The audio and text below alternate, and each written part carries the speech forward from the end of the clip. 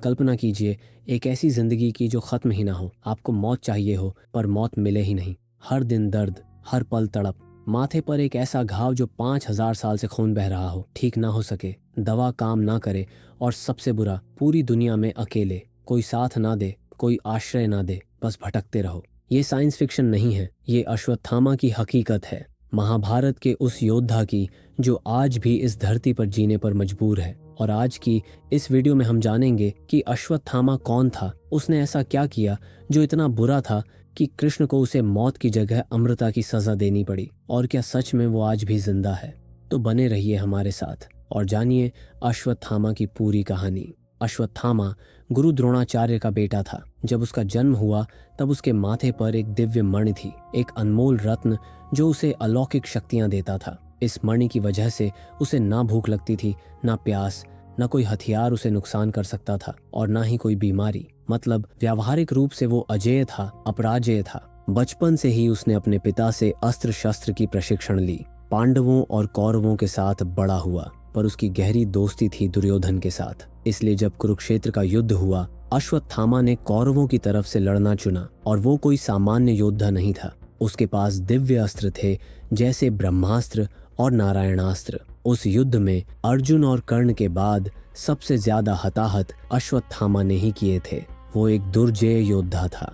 पर उसकी जिंदगी का सबसे बुरा दिन वो आया जब उसके पिता गुरु द्रोणाचार्य की मृत्यु हुई, और वो भी ऐसे तरीके से जो बिल्कुल अन्यायपूर्ण था। पांडवों को पता था कि जब तक द्रोणाचार्य हथियार पकड़े हैं उन्हें हराना असंभव है। तो कृष्ण ने एक रणनीति बनाई। भीम ने अश्वत्थामा नाम के एक हाथी को मार दिया और फिर घोषणा कर दी कि अश्वत्थामा मर गया। द्रोणाचार्य ने यह सुना तो उन्हें यकीन नहीं हुआ। उन्होंने युधिष्ठिर से पुष्टि मांगी, क्योंकि युधिष्ठिर कभी झूठ नहीं बोलते थे। युधिष्ठिर ने कहा, हाँ अश्वत्थामा हतः, मतलब अश्वत्थामा मर गया। पर उसने आगे ये भी कहा, नरो व कुंजरा, मतलब इंसान या हाथी, ये स्पष्ट नहीं है। लेकिन कृष्ण ने उस वक्त शंख बजाया और ये दूसरा हिस्सा द्रोणाचार्य तक पहुंचा ही नहीं। उन्होंने समझा कि उनका बेटा मर गया। टूटे हुए दिल से उन्होंने अपने हथियार नीचे कर दिए, और धृष्टद्युम्न ने उस क्षण का फायदा उठाते हुए उनका सिर काट दिया। जब अश्वत्थामा को पता चला कि उसके पिता को इस तरह धोखे से, बिना लड़ाई के, बेइज्जती के साथ मारा गया, उसका दिमाग पूरी तरह से खराब हो गया। गुस्सा, दर्द, प्रतिशोध, ये सब भावनाएं उस पर हावी हो गईं। उस वक्त तक कुरुक्षेत्र युद्ध आधिकारिक रूप से खत्म हो चुका था। दुर्योधन बुरी तरह से घायल था और मर रहा था। पर अश्वत्थामा उससे मिलने गया और बोला, मैं तुम्हारे लिए पांडवों को खत्म कर दूंगा। और फिर अश्वत्थामा ने वो किया जो महाभारत का सबसे जघन्य अपराध माना जाता है।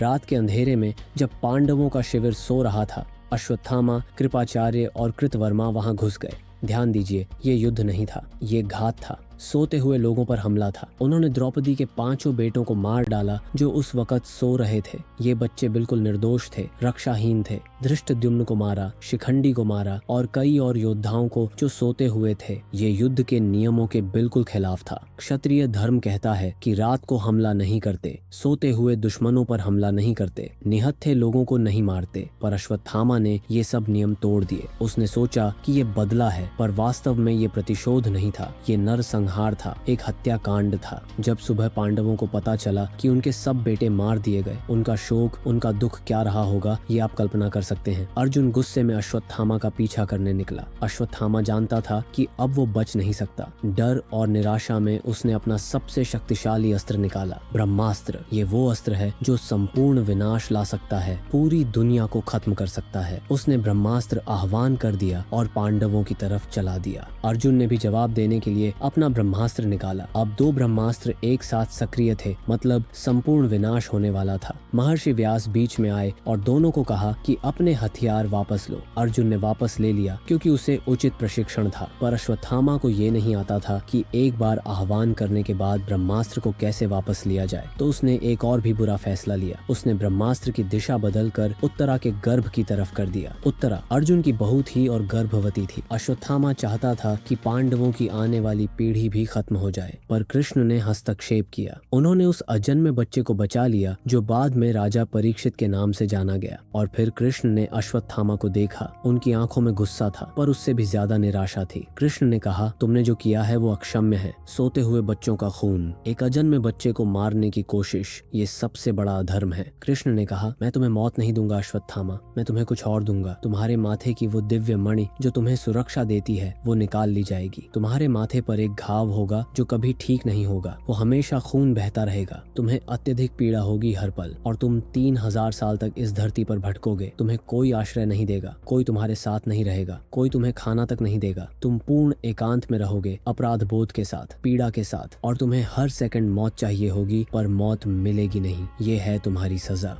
ये श्राप सुनिए ध्यान से। कृष्ण ने अश्वत्थामा को अमृता दी, पर यह आशीर्वाद नहीं थी, ये श्राप था। क्योंकि जब जिंदगी में सिर्फ दर्द हो, अपराध बोध हो, अलगाव हो, तो जिंदा रहना मौत से भी बुरा है। अब यहाँ सबसे दिलचस्प हिस्सा आता है। हिंदू शास्त्रों में अश्वत्थामा को 7 चिरंजीवियों में से एक माना गया है। चिरंजीवी मतलब वो लोग जो इस युग में भी जिंदा हैं और रहेंगे। ये 7 हैं: हनुमान, विभीषण, व्यास, परशुराम, कृपाचार्य, राजा बलि और अश्वत्थामा। और दोस्तों, आधुनिक समय में कई लोगों ने दावा किया है कि उन्होंने अश्वत्थामा को देखा है। ये दावे आप गढ़े हुए बोल सकते हैं, पर ये इतने ज्यादा हैं कि नजरअंदाज करना मुश्किल हो जाता है। मध्य प्रदेश में एक डॉक्टर ने बताया कि उनके पास एक मरीज आया जिसके माथे पर एक अजीब तरह का घाव था। कोई इलाज काम नहीं कर रहा था। टांके लगाने के बाद भी घाव ठीक नहीं हो रहा था, लगातार खून निकल रहा था। डॉक्टर ने अनौपचारिक रूप से मजाकत में पूछा कि क्या आप अश्वत्थामा हैं? और जब वो नुस्खा लेने गए और वापस आए तो वो मरीज गायब था,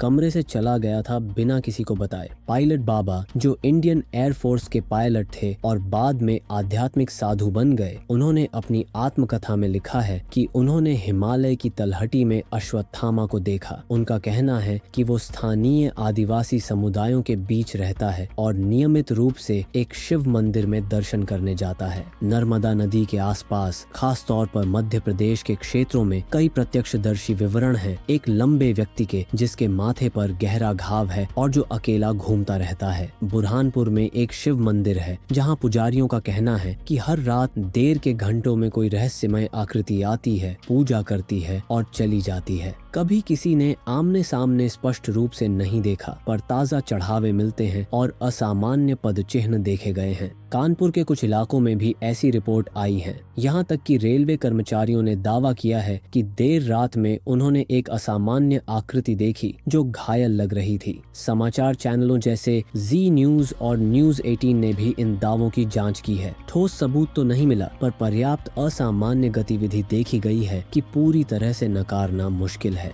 तो क्या अश्वत्थामा सच में आज भी जिंदा है? वैज्ञानिक रूप से साबित करना असंभव है, पर आस्था और विश्वास का अपना स्थान है। इतने सारे विवरण, इतनी सारी कहानियाँ, ये सब कुछ तो संकेत करती हैं। चाहे अश्वत्थामा जिंदा हो या ना हो, उसकी कहानी हमें एक बहुत महत्वपूर्ण सबक देती है। गुस्से में लिए गए फैसलों का अंजाम क्या होता है? बदला लेना चाहे कितना भी न्यायोचित लगे, अगर वो निर्दोष लोगों को नुकसान पहुंचाता है तो वो गलत है। युद्ध के भी अपने नियम होते हैं, धर्म होता है, और जब हम वो तोड़ देते हैं तब परिणाम भुगतने पड़ते हैं। अश्वत्थामा को अमृता मिली, पर वो उसके लिए श्राप बन गई, क्योंकि शांति, खुशी और स्वीकृति के बिना जिंदा रहना एक सजा है। वो शारीरिक रूप से जीवित है, पर भावनात्मक रूप से, आध्यात्मिक रूप से मृत है, और यही सबसे बड़ी त्रासदी है। अगर आपको ये कहानी सार्थक लगी तो प्लीज वीडियो को लाइक कीजिए, चैनल को सब्सक्राइब कीजिए और कमेंट में अपने विचार साझा कीजिए। क्या आपको लगता है अश्वत्थामा आज भी जिंदा है? आपके क्या विचार हैं? जरूर बताइए। मिलते हैं अगले वीडियो में एक और दिलचस्प पौराणिक विषय के साथ। तब तक के लिए धन्यवाद।